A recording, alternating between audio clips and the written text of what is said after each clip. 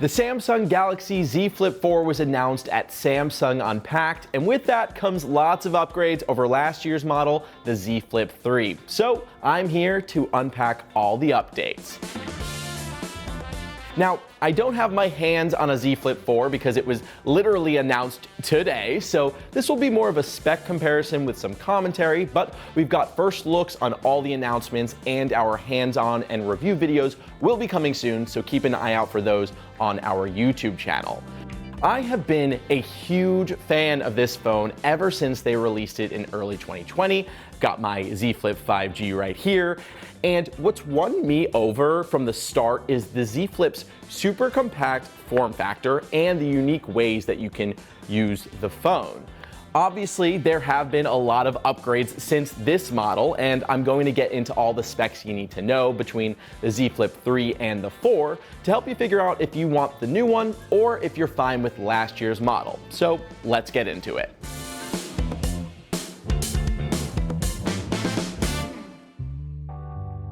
At first glance, the Z Flip 4 isn't very different in size or style, but there are some upgrades to its build.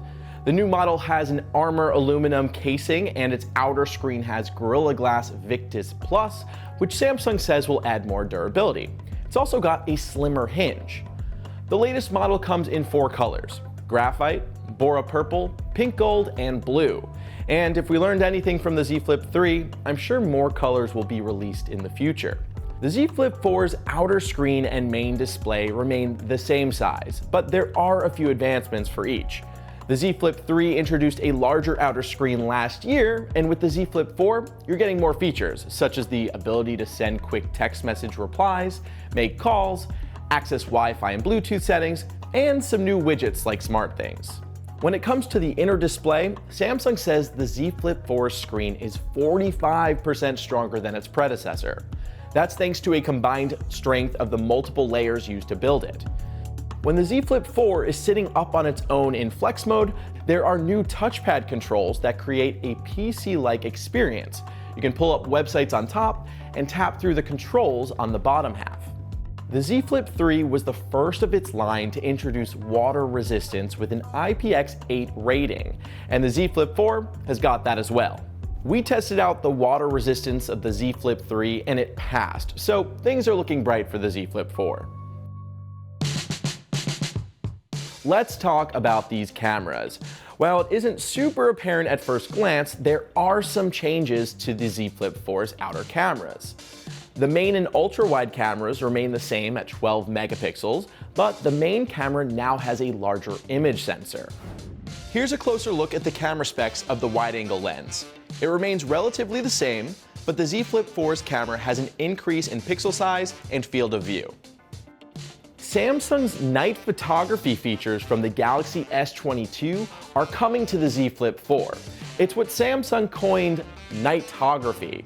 Listen, I'm a punny guy, love me some puns, but I don't approve of this one and I'm not gonna say it again. Anyway, this mode will use the Z Flip 4's brighter wide lens and larger pixel size to take better low light photos. If you're looking for a phone with top of the line cameras, I wouldn't say the Z Flips stand out the most, but they still do take some quality pictures, like these taken on the Z Flip 3 in Patrick Cullen's review, which you can watch up in that right corner. Let's get into performance. The Z Flip 3 has a 5nm Qualcomm Snapdragon 888 processor with 8GB of RAM. And the Z Flip 4 has the newer 4nm Qualcomm Snapdragon 8 Plus Gen 1 processor, also with 8GB of RAM.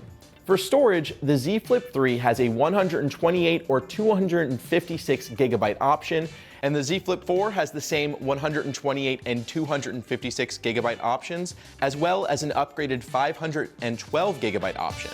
Speaking of performance, how's that phone gonna power it? With a battery, of course, and with that comes a larger capacity battery. The Z Flip 4's battery is more powerful than its predecessor at 3,700 mAh. That's 400 mAh more than the Z Flip 3, an increase of over 10%. Samsung says the Z Flip 4 will get an extra 3 hours of battery life over the Flip 3, and its battery will charge to 50% in 30 minutes. We'll have to test that ourselves, of course, and we'll let you know if that's accurate in our full review. But when it comes to battery, the Z Flip line isn't known for lasting the longest, and that's kind of what you get with a compact phone.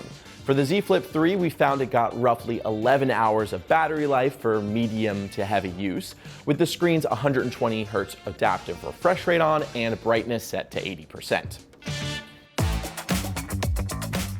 Now for the big question, how much is this going to cost me? Well, the price hasn't changed. The Z Flip 4 will launch on August 26th with a price tag of $999, the same as the Z Flip 3 when it released last year. $1,000. It's not cheap, but I think it's important to note a couple things here. First of all, we are going through some intense inflation and global shortages, and we're seeing substantial price increases with lots of tech. So I think that the fact that the price is the same as the last model is in some ways a win. Secondly, Samsung has pretty generous trade-in offers for older phones, and that could help alleviate cost. In fact, at the time I was writing this script, I looked up how much I would get for this, and they said that they would give me $600, which was much more than I expected. Should I upgrade? I kind of want to. So what do you think? Do these upgrades warrant the switch from the Z Flip 3 to the 4, or will you stick to the previous model and wait until next year? Let me know in the comments. Plus, we have so much more to unpack here at CNET, and you may not be ready to make that decision yourself. So be sure to subscribe to our channel if you're not already. That way you can stay up to date with all the Samsung news and our upcoming reviews and hands-on with the Z Flip 4 and more. And you know what? I'm gonna make this easier for you. Check out some of these first looks and announcements from this year's Samsung Unpacked. Oh, and if you liked this spec comparison, give the video a like. I'm Justin, and I'll tech you later.